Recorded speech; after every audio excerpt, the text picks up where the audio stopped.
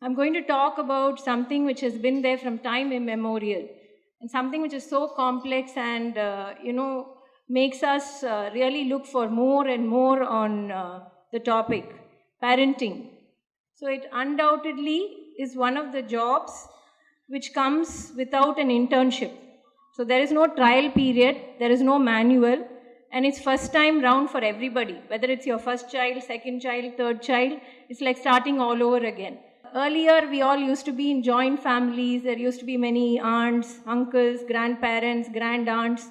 So, somehow children used to grow up. I don't think any of our parents attended any seminars or looked at books or manuals on how to bring up children. But we are all now in more nuclear families. We're always looking out for that extra bit to do our best for our children. So there's so much of conflict of interest. And of course, Google is always there. Everything, everyone presses Google. So you have so much information, what is right, what is necessary. So I'm trying to give you a small insight into, the general thing from 0 to 18 years on what we think should be done for children. So as Hannah Gwari Ma said, I believe that the best way to inspire a quality or even in a habit in our kids is to cultivate it in ourselves. This means that parenting is a constant journey of learning and growth. It's not like a one-time shop. Of looking outward towards our children to see the areas in which we need to work to improve ourselves and thereby our children. So nowadays, with both parents working and running a tight ship, we always look forward to finishing the pregnancy and getting back to work. So you must have a kind of time frame in which you think 3 or 6 months in which the mother or both the parents need to get back to work, and you have to have a kind of clear idea on who's going to look after the child, whether it's a grandparent, there's a caretaker, or you're going to leave it in daycare, and you have to plan ahead because each thing has its positives and minuses. Grandparents need not necessarily have to carry the burden of parenting again. So there are multiple options available which you can avail of and make sure your child is well cared for. It doesn't mean that only if you are at home and you're a 24-hour mom or father that you can give the best to your child. Children are very resilient. They're like sponges. They absorb all the good and the bad things. So we have to really look and be the examples. So how does one know that the child is, growing well? So we look at various parameters, not just the physical, but the mental and emotional as well. So when we see a child, the first thing we look at is the appearance of the child. So going on to the physical characteristics, always the first thing that is assessed is the weight and height of the child and the general growth of the child. So there are certain parameters which we use to see if the child is growing well. This depends upon the age of the child. So for infants, normally they double the birth weight by the end of 5 or 6 months, triple by the end of 1 year, and quadruple or become 4 times by the end of 2 years. So a 2 kilo baby and a 3.5 kilo baby at birth cannot become 10 kilos or 12 kilos by 2 years. So each child grows along its own potential. So don't be that banyan tree and stifle their growth and expect them to, grow just like your neighbor's child, your brother's child, etc. Each child has its own potential and it's up to us as parents to bring it out to the best. So the height also rapidly grows. So nearly a baby which is born at say 50 centimeters at birth gains nearly half the amount, becomes 75 centimeters by 1 year and 90 centimeters by 2 years. After that, we generally use a formula to calculate and see if your child is growing well. So this is a formula for weight, and there's usually a gain of about 1.5 to 2 kilos per year, and the height increases by about 7 centimeters per year. So after the child becomes much older, between 7 to 18 years, that is in early, late adolescence, this is the formula we use when we calculate age into 7 by 2 minus 5, which gives the expected growth for that child. Similarly, we have what are called Indian Academy of Pediatric accredited centile charts. So a normal growth should be around the 50th centile, which is what is the general population. It also depends upon the mid-parental height. Now, Amitabh Bachchan and Jaya Bahaduri's child obviously cannot become the same height as Amitabh Bachchan. So you have to be realistic. And everybody doesn't have to aim at the child being only tall, only being fair and things like that. It's such a boon having a child, so accept your child for what he or she is. So now going on to other than the physical growth, what is very important are the milestones. So this is the Trivandrum Developmental Scale. All of you must have seen it. So the left corner of the bars indicate the age at which a particular milestone should appear, and the right side indicates the age at which it should have appeared between this. It's a range. If it has not appeared by this, that means there is a delay. So it's always important to pick up delays very early so you can intervene by using either physiotherapy or occupational therapy, or to find out what is the problem, why the child has not grown, and intervene suitably. So this was the older scale, and this is a fabulous one. This is developed in Trivandrum. It looks at various things from walking, running, climbing alone, throwing balls, saying a few words, etc. In addition, this is something which you may not have seen.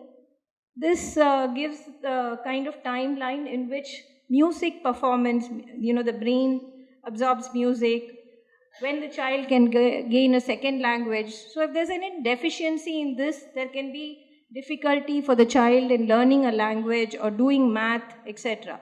So this is another timeline which shows up to what age they can pick up these. That's why we start second language at 5 or 7 years, and a third language. It's very difficult for us as adults to pick up a language because our brain is no longer tuned.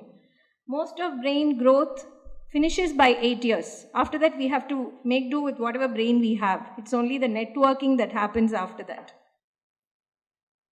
So as I said, 80% happens by 2 years and the remaining by 8 years.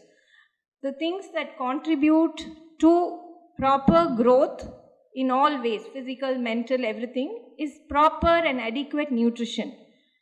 So, which is in the form of everything: carbohydrates, nucleotides as proteins, and polyunsaturated fatty acids. In addition, essential minerals and vitamins are necessary. So how much is needed? Now everybody wants their child to be round. Round children are good for calendars.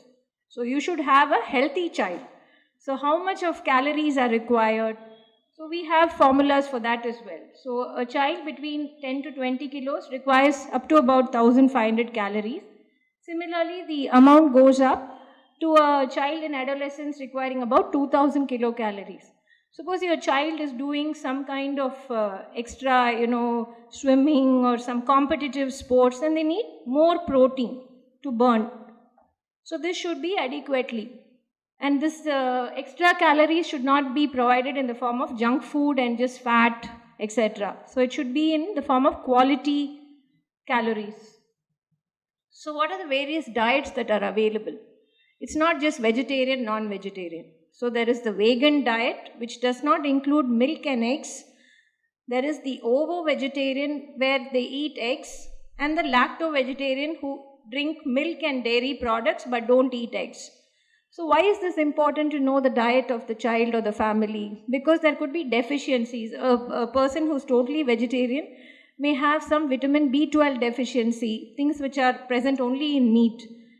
A child who is not on any kind of milk could be deficient in calcium, which leads to frequent fractures, probably some muscle weakness, things like that. So it is very important to know the kind of diet the child and the family receive. So the food pyramid is a rough calculation. It just gives us a visual cue on what we should provide as a family. So there is, I know this instance of one parent who went and saw a nutritionist who said, "Oh, my child is overweight.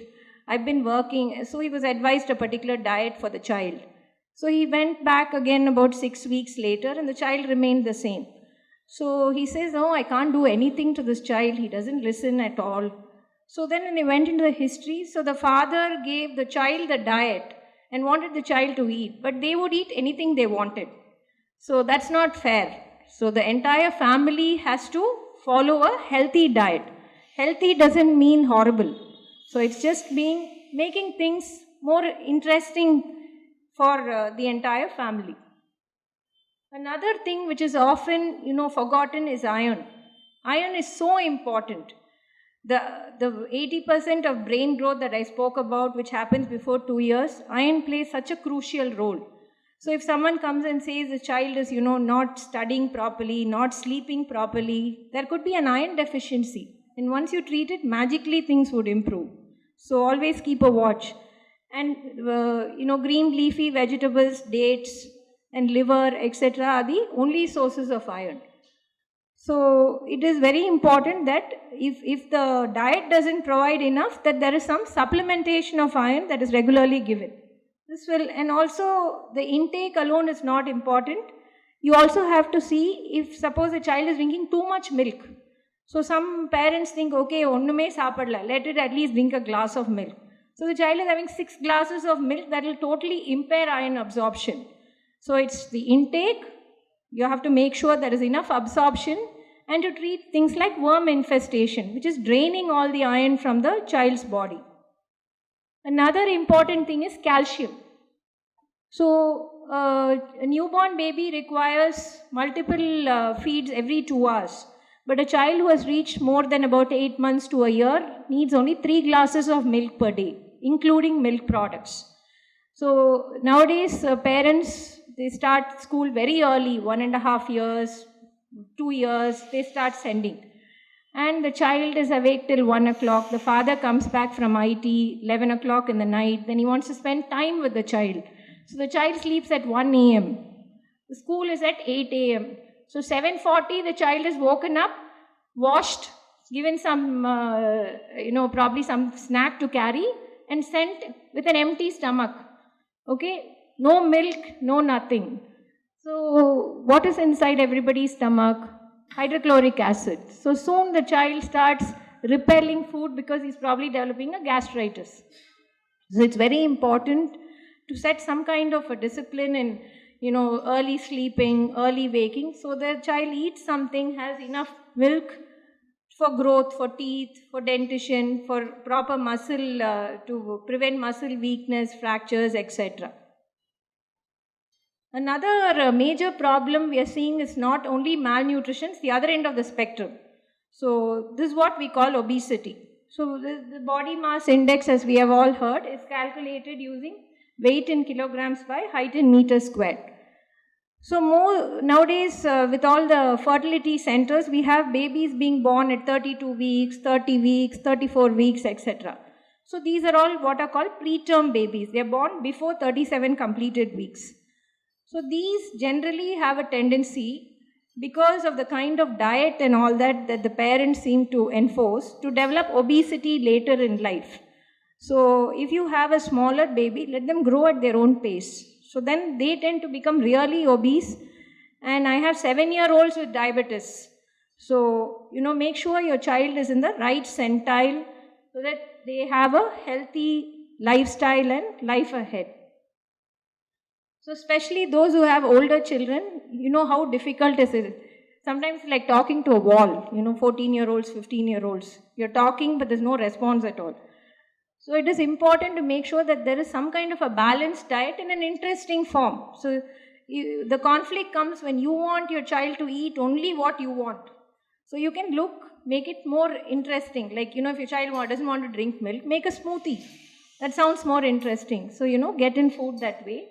And make sure there's enough supplementation. And with all the social media around, everybody's clicking selfies all the time. So there's a lot of body imaging and body specific body image that the adolescent wants. So then comes the problem of anorexia and bulimia. All of you would have heard of Princess Diana. She was suffering from severe bulimia.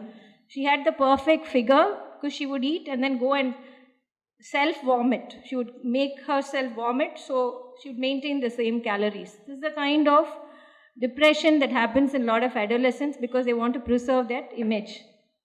So make sure there is healthy snacking. It's very easy to get one biscuit packet or one chips packet, put it and just send off to the child. There are other things that are also easily available. So decrease maida. Most things white seem to be bad. White sugar, maida, lot of milk, things like that. So decrease those. Use wheat-based biscuits, wheat-based products, more baked products rather than fried products.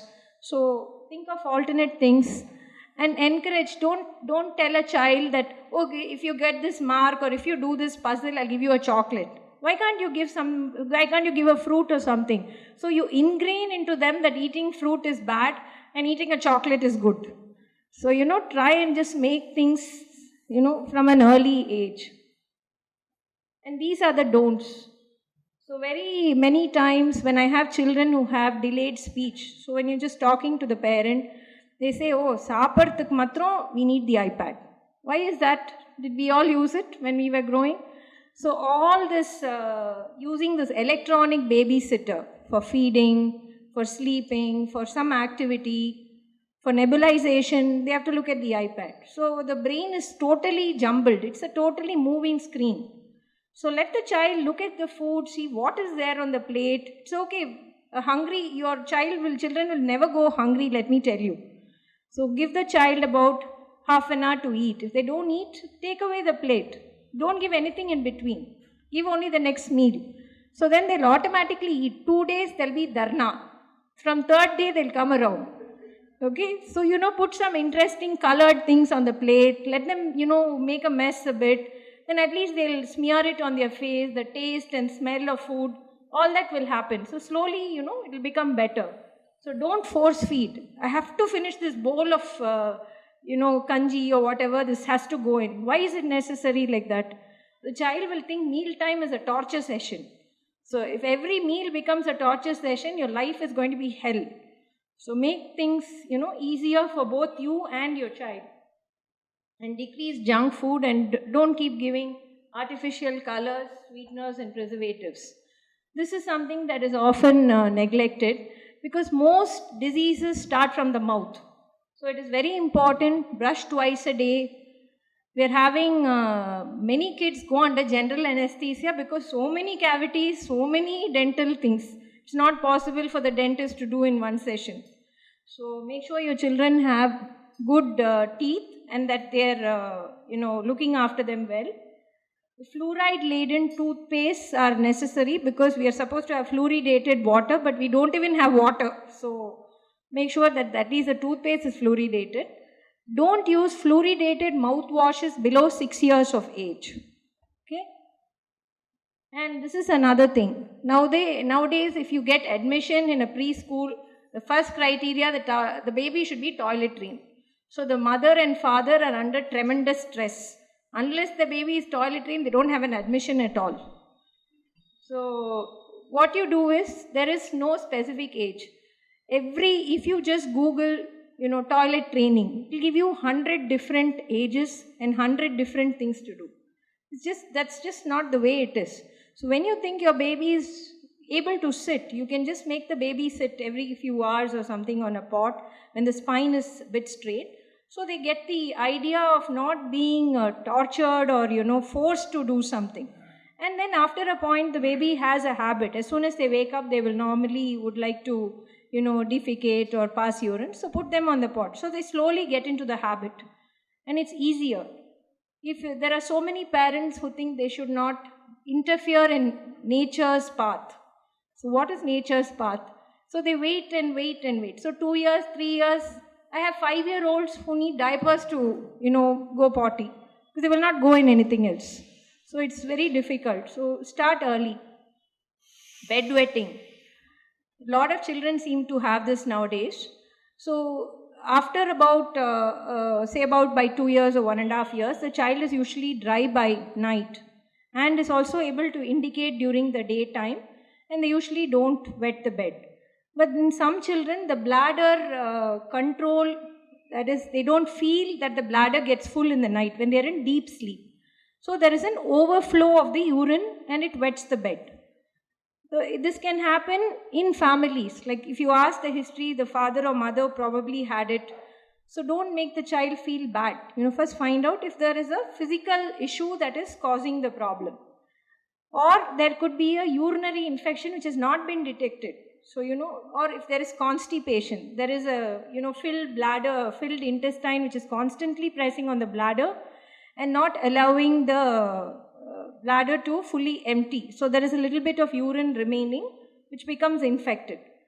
So make sure you've ruled out these causes. If the child is still wetting beyond 7 years or 8 years, make sure you do a full investigation whether there is a problem in the bladder, whether there is any other problem, whether there is any psychological issue.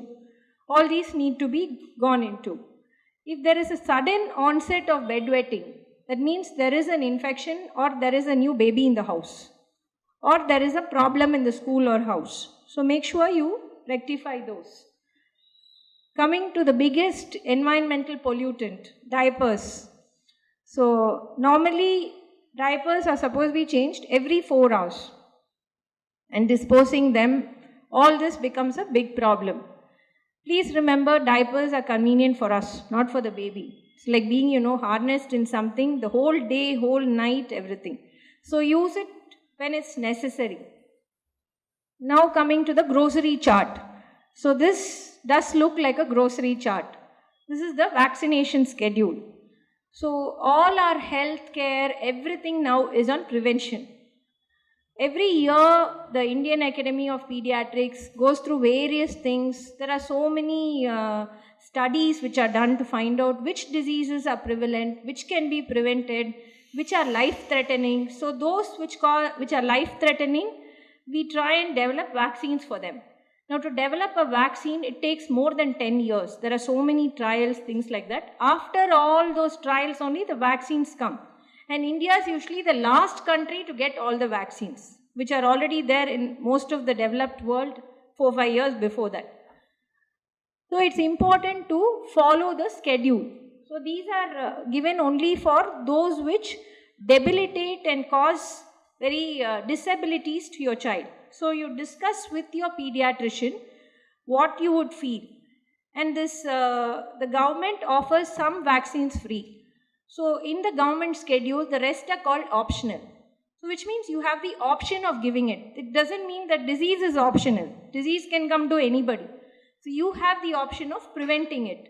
When you can go to a mall for a movie and spend 1,000 rupees on the tickets, the snacks, etc.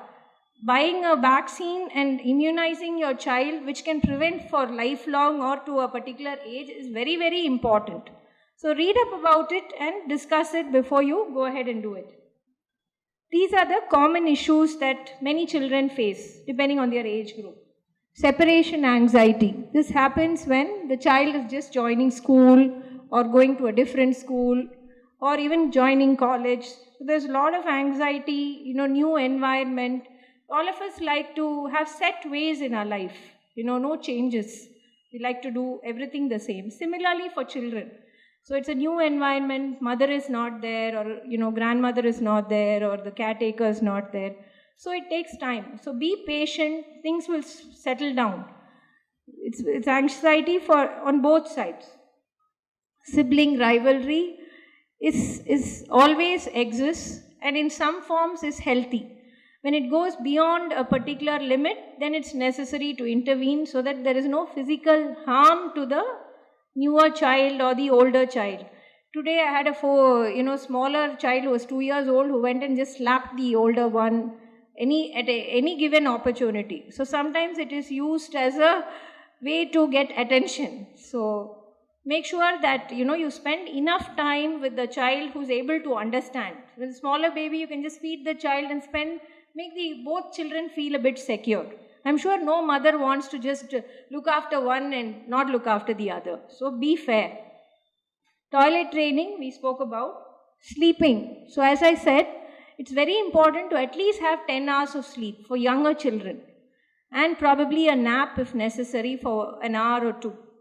So with so much of, us coming in late and trying to spend quality time. What is quality time? Keeping the child awake till 1 o'clock. So you can't do that. Our body is programmed in a particular way. The sun cannot rise at 9 o'clock one morning. No, it has to rise at the same time. So similarly, like that, our hormones are all programmed to be at a, start at a particular level, reach a peak at a particular level and go down.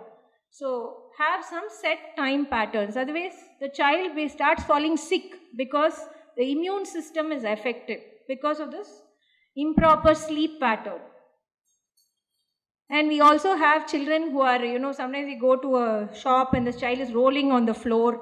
He wants this particular sweet or wants that particular doll. So all these are kind of temper tantrums. Banging the head on the floor. The various children do these at various ages. So if you give in to every temper tantrum, you are never going to stop. It's never going to stop because the child has learned what button to press to make you do that particular thing or to get that particular thing. So you need to be firm on certain things so that the child also realizes certain things you can always give in to the smaller fights to win the battle. So make informed choices on what can be negotiable. Lying and stealing, small kind of lies mean nothing to very small children. So don't be very, it's more important to be kind than to be, right, as somebody said. So don't try and belittle the child so much that you make them feel so small. If it's something small, you can always, in a roundabout manner, talk to the child, make it like a story, make them understand that probably what they're doing was not right in that particular thing. They will slowly realize. So be supportive because your child has only 2 parents. You're more important than, the rest of the world. So you must be there for your child. So coming to problems in older age groups. There's a lot of substance abuse. It can be in the form of tobacco, in the form of drugs, in the form of alcohol. Now there is, a lot of social media. It seems very cool to be like this. But they should understand the pitfalls of it. So if you, just be open to listening to your child. Whatever, they want to experiment something, they should know what the pros and cons are. So then they can, decide whether to do something or not. And if they have done something with their peers, you should be open enough to listen to them and be there so that you can correct things at an early age. Another thing worse than these substances is internet abuse. So we have children and adolescents sitting hours together till 3 a.m., 4 a.m., watching this YouTube, that YouTube, endless videos. What all content, nobody knows because anything comes from any content. So it's very important to limit some amount of screen time. Be aware of what your children are watching. It's very important. And some have, don't just keep a Wi-Fi which is on throughout so they have access to everything possible. You should be in the know. That doesn't mean stifling them, but you should be in the know of what's happening. So thereby you establish a kind of positive relationship between, your children and you so that they feel free enough to confide and share things with you. So finally, don't be a preacher. Don't nag. Don't criticize too much. Everything should be in moderation. And allow them some privacy. And there's no need to give so much money to children that they can just access anything they want, any kind of food, any kind of substance. Give what is necessary. And why should they keep buying things from the canteen all the time? Most of it may be, old food, things like that. So, indulge them, but don't overindulge. And your children have enough friends. So it's important for you to be a parent. They don't need you to be a friend. So everybody thinks they should be that the friend for the child. You just need to be the parent. Okay? Coming to something that can happen to anybody. So falls, head injuries. So when a newborn itself, when an older, smaller child is kept on the bed, unsupervised, can just roll off the bed and can have sometimes very severe injuries. So the type of injury, whether it's from 1 foot or from 10 feet, cannot decide what happens inside the brain. So it's very important to have supervised. Maybe, there isn't a cot with railings on 4 sides. Please make the baby and you all sleep on the ground so that the baby doesn't roll off the cot. You can't be like an eagle watching 24 hours. Okay, and every injury cannot warrant a CT scan, because what are you worried? That there could be a bleed in the brain. And that need not manifest early. So if there are some kind of falls, if the baby is not drowsy or not vomiting, there's no bleed from the ear, nose or throat or any kind of convulsions, these are the signs of increased intracranial pressure, which may or may not happen then or later. So, be a bit careful. Another thing is, never let children unsupervised in the kitchen or, with hot water. So we have, even when we advise steam inhalation, I've had children just pouring all that hot water on them. So be careful, and you must know what to do. We have very good experts here who can, advise you on what safety kits that you need to keep in the home to avoid these kind of burns and scald injuries. And bleeding. Nosebleeds are very common. The commonest cause of nose bleeding is nose picking. Or sometimes they see colored beads and just want to put something in their nose. So it's quite interesting. So we have beads coming out of the ears, out of the nose, everywhere possible. So be careful and don't try removing anything. So those kind of things are best left to ENT people and experts, because when you try removing it, you can actually push it further. And if it goes into the respiratory tract, it's very difficult to remove these things. When there are nosebleeds, you need to pinch the nose, put an ice pack. There are videos available which show you how to do. Don't panic. It may look very frightening, but be calm. Just pinch it. The bleed will stop. Very, very rarely can it not stop. Another thing is animal bites, insect bites, and of course human bites. So we have many children, the screens make them really aggressive sometimes. So we have many times children coming and saying the other child bit the child. So don't jump and put a TT immediately. So the tetanus shots are given at specific intervals. There are no need to give TTs in between. Wash the wound well and leave it open and get help from your pediatrician or your physician, whoever is nearby. And there are animal bites, like dogs. If they are stray dogs, all of us know we have to get anti-rabies. What if it's your house dog or a house pet? It is also important to vaccinate. Nowadays, the protocol has changed. So even if it is a vaccinated dog, you need to give at least 3 doses of anti-rabies vaccination for the child or adult who has got the bite. And for sprains and fractures. So if you're not, a very common thing is, so the father or mother just picks up the child like this, with their fingers. So the elbow just slips out. This is very common. So you have what is called a slipped elbow. The child is in a lot of pain. And sometimes, you can just hold, and the pediatrician will be able to just manipulate and set it right. So when you're holding, hold correctly. And if there is a fracture or something, you don't always immobilize that particular joint before you get help. What do you think are poisons? Is it available in the hardware shop? What are poisons? Poisons are everyday things that we use. It could be the Lysol that you use for the floor. It could be a detergent. I've had an autistic boy who put, Volini gel on the toothpaste and brushed with it. So it can be anything. So make sure all your cleaning things and your ointments and medicines are all under lock and key. I've had a 15-month-old who suddenly threw a seizure with no fever, nothing. They'd taken some diabetic tablet of the grandparent and swallowed it. It was just red in color or something, just swallowed it. So keep everything and there are poison numbers available, there are emergency numbers available. Always immediately call and ask what should be done before trying to make the child vomit and all that. Every kind of poison should not be, you should not induce emesis or vomiting for certain things.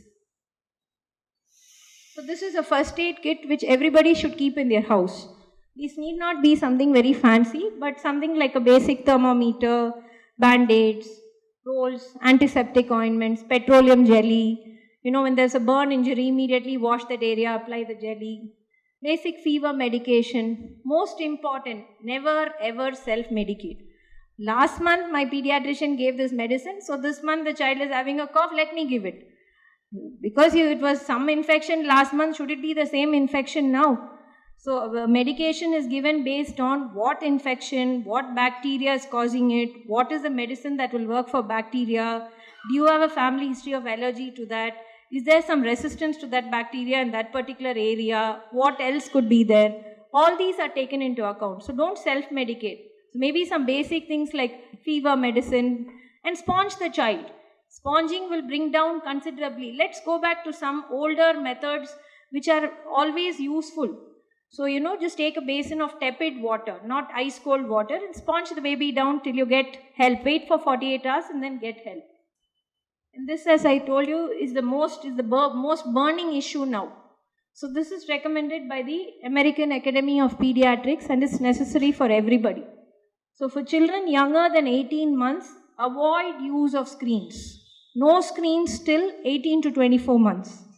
Beyond that, who want to introduce can use high quality program to understand and also see what the child is seeing. For children ages 2 to 5, limit to 1 hour per day of general programs and no violent content in it. For those who are older, see that you know what kind of media is on display and that you follow what is happening. And use meal times as bonding times.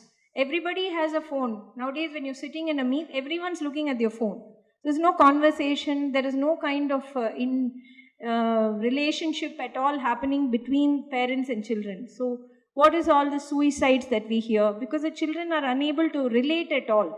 You relate to an object, but you don't relate to a human at all. So it's very important to have that connect. This is something that all of us should get trained in.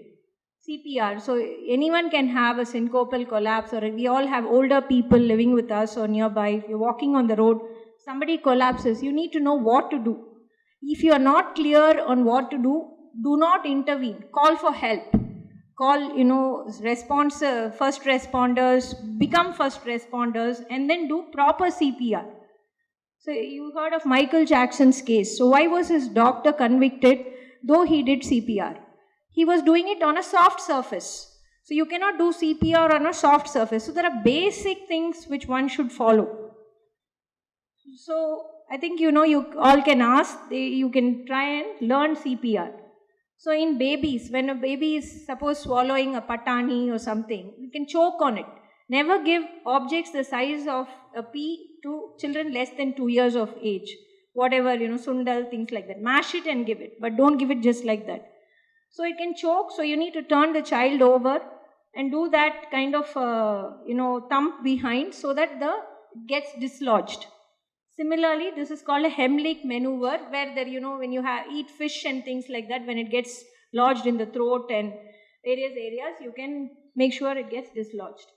This is something which we think doesn't exist, but if the child is showing all this, unexplained injuries in certain parts, poor attendance, sudden onset of bedwetting, always think of abuse. And this doesn't happen from outsiders. It can happen from close, caretakers, relatives. So keep a watch and, listen to your child. Don't just dismiss things like that. I'm sure your child doesn't want to come and weave a fantasy like that.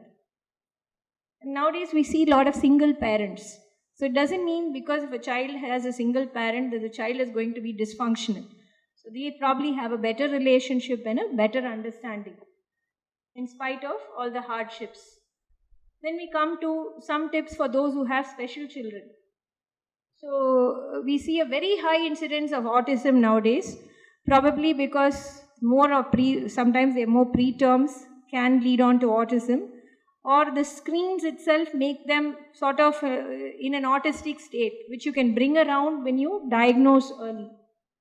So it's very important to have adequate care for them, give proper immunization, specific cardiac defects or other recurrent respiratory issues. All these should be identified early, prevented and treated.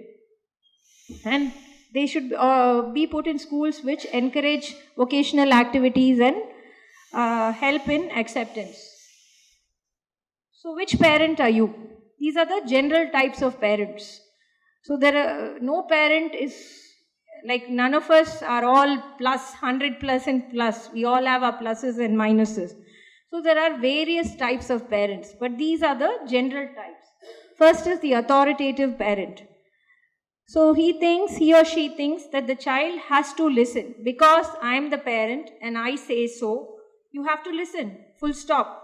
You cannot give any view, anything. You have to, get 100% in all the subjects, learn music, play tennis, play this, play that, plus come first in debating and everything. This is the expectation of a parent who is like this. So children who grow under parents who are like this shrivel up. They have no self-esteem. They probably get that 100%. They're not able to cope with life because life is full of ups and downs. So it's very important to not be so authoritative. The third one is the permissive parent. The child should be given freedom. Nature's path. Let the child grow. Let it eat what it eats. Let it play when it plays. Let it sleep when it sleeps. The child does not know all that. So you should have some kind of boundaries. So this kind of a child doesn't know what it wants and finally ends up being more of a loser and, with no kind of self-esteem at all and cannot handle any situation because they really don't know what to do, what is right, what is wrong. So it's important to be somewhere in between. A democratic parent is somebody who gives certain rules, some kind of timing, things like that. And there are some yeses and there are some no's for any situation. So let's look at this. I want you all to also participate. So there's this 12-year-old who comes into the kitchen and suddenly screams. I like her so much. The mother drops her utensils in her hands and is shocked. She screams back, is this the age to fall in love? And he decides that's it, no more sharing anything with his parent. So what do you think should be? What kind of a parent is this? And how do you think the parent should have handled this? This is not a class. All of you feel free to, give your comments. So what kind of a parent is this person? Very moralistic, very authoritative. The child should do exactly what, be in a particular pattern. See, what is a 12-year-old? The hormones are raging somewhere.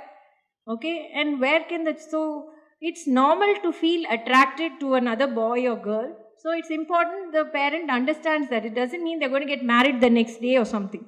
It's just a child expressing some interest. It doesn't mean anything else. So, you cut off the child like that. The child could be, experimenting with some substance. Is he or she going to come and tell you? Then when you realize that, what will happen? So, don't scream like that and don't react like that. If a child says something, just wait. Absorb whatever it is. Take time. Probably talk about it the next day. By that time, both of you have cooled down. So then you can have a better conversation. There's another one, a 14-year-old, quietly in a good mood, shares with his father that we bunked classes and went for a movie. Dad hears it calmly and also said he had done the same thing many years back when he was that age. 2 weeks later, the marks come and there is a low mark in maths. The father is angry and hits back, saying you bunk classes and then get low marks. Stop this nonsense. Does this sound familiar? So what kind of a parent is this and what do you think we should do?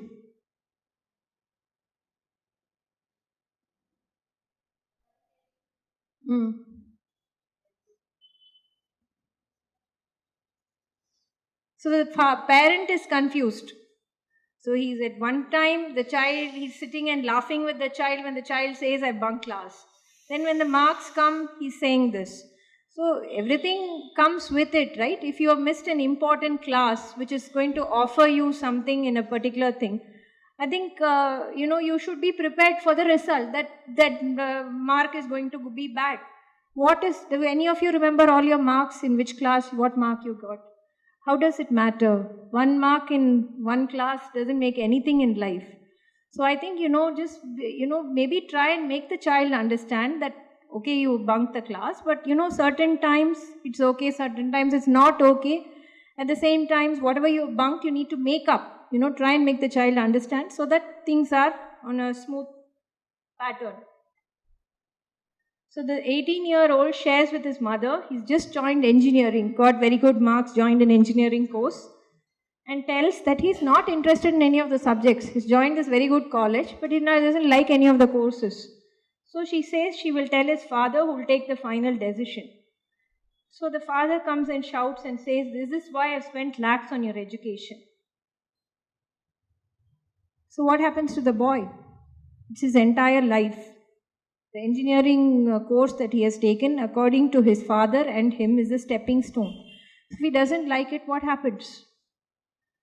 So does he just give it up? The parents just say, yes, okay, we understand, you give it up? Or what should the parent do really? So in a situation like this, I think, you need to sit and talk to he's just 18 years old. He's just neither an adult nor a child. So he doesn't really know. So talk and find out what are the issues. If it's really so bad, the sky will not fall down if you don't do engineering. There probably is something else. At the same time, you can't take a rash decision and give up some course which you've got into. So maybe you need to discuss with the adolescent whether, what are the problems and whether he needs to continue with it or not, and come to a decision. It should be learn to, communicate with your children. Listen to their views. And then you come to a rational decision. Don't take instant decisions and instantly dismiss. It's very hurting for the child, it's hurting for the parent also. And then there is an impasse. Nothing happens. So an 18-year-old confesses to her mother that she's in a relationship with a friend. She's doing well in both her education and this. The mother is so happy. She never had this freedom. She's so happy her daughter has got involved in one relationship, and she goes and tells the whole world. So is that right? So when a child has taken the trouble to confide something very important that she or he feels, I think you should learn to, give that child that trust that, he or she can, access you and confide certain things. This may progress, may not progress, that's all a different outcome. But whatever the child feels is important in relation to anything. When a child has placed the trust, you must live up to the trust. That's important. And then you can act on things based on, give everything time. Time is the biggest solver of most things in life. So there would be a solution for this, but you cannot go and violate the child's trust by just telling random people. The child will never confide anything in you after that. Your relationship is over. This is the time when it's most important. Your whole life depends on relationships that you have with your children. There's another one. So this 15-year-old comes and tells both his parents that he's been taking cannabis. Cannabis is like a substance, like a drug. So all hell breaks loose, and then they take him to an elder who gives a lecture on what is right, what is wrong, how he has become an addict. And the boy begs to see a psychiatrist and counselor, but the parents are ashamed and scared to reveal this to anyone. So the boy is frustrated. He smokes some more substances in defiance and vows never to, ask his parents anything. He doesn't appear for the exam. So the parents are so worried about the shame and stigma and what X will say, what Y will say. They are not thinking about what the child is having, what they need to do to make this child all right. A psychiatrist is not a person who should be not consulted. When you have malaria, you go to a doctor. When a child has some other problem in relation to his thinking, isn't it very important to get help? So don't have these kind of mindsets. Listen to your child, and if there is a problem, act on it. First of all, finding out and the child coming and confiding something so important is a cry for help. I won't be surprised if this child committed suicide because he's crying for help. And if you don't listen to it, you've lost your chance. Adolescence is the last chance to intervene before the child has developed into an adult, and whatever adult has developed is for life. for in all the relationships. And what he has shared and learned and imbibed from his parents and others is what is going to make his or her relationships in all his circles, in his education, in his career, in his life, his children, everything. So it's important to shape them well. So a 17-year-old is very depressed. She belonged to the very in group. So they did this dressing up, partying, etc. And then she's broken away from the group. So she doesn't share it. She didn't want to burden them with her issues. So she finally becomes very lonely and depressed. So if she felt that she had the trust in her parents, then she could share things. Probably it would have not come to this. So too much love that suffocates a child also prevents a child from sharing their problems, or their probably successes are all that they feel they should give you, and the problem should not be. So you should make sure you are able to share burdens of your children as well to help them sort it out. So a 14-year-old shared everything with his mother till last year, but stopped this year.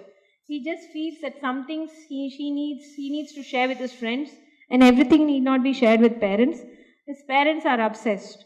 Their only world is the child and their home. So is this how one should be? Should one focus just on your house, just on your children and your family, and forget everything else?